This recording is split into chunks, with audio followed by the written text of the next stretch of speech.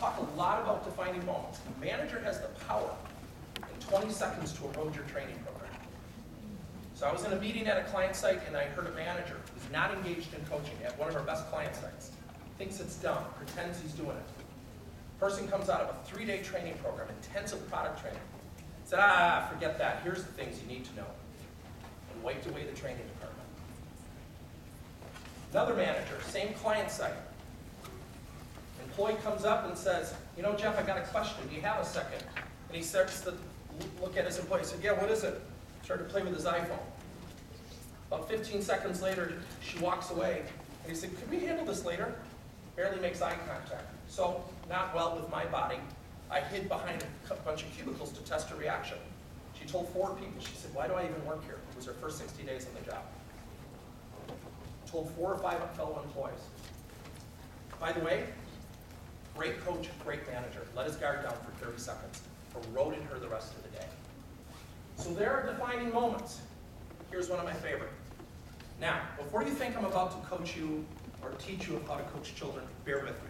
This is my favorite coaching story. On the far left is my son with his other 3 bodybuilding friends. And this goes to the message. And this goes to how we're brought up in this world. And years ago, you're all going to think of someone in your community. How many of you have kids? Okay, you go to the basketball game and the overbearing father's screaming because, gosh darn it, that loser kid missed a shot. I would yell things to my kids like genetics, lucky shot, when you make a shot. And I always had the association with the court at the age of 8 or 9.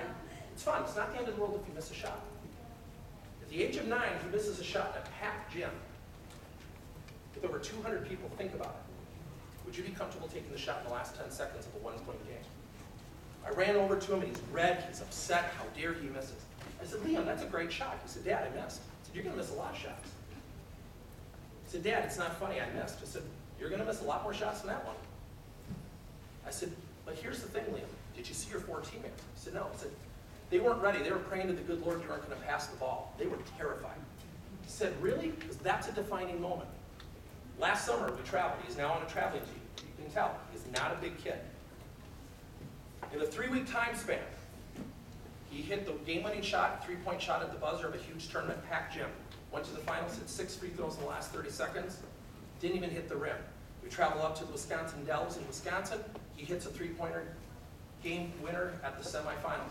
Travels down to our league championship, hits the game winner with 2 seconds left to win it. Goes to our tournament the week later and hits 3 shots in the last minute to win the tournament. Coach comes up to me for another team. He says, man, what do you teach that kid? He's got ice in his veins. He's incredible. I said, I reward him as much as when he misses as when he makes it. That's the message we have to carry when we coach our employees. If you're coaching for results, you're making a mistake. You have to coach for effort. Now, that makes me look like a great coach and a great father. I hope I'm some of those things. The fact is, I go back to that defining moment. The reason I bring up that was another kid on our team, and the father grabbed him when he missed a shot during the same game by the collar and said, get in the car. The kid's never played basketball since. Don't underestimate the ability of your managers to erode your training programs and to erode the learning process and the effort to pursue better performance.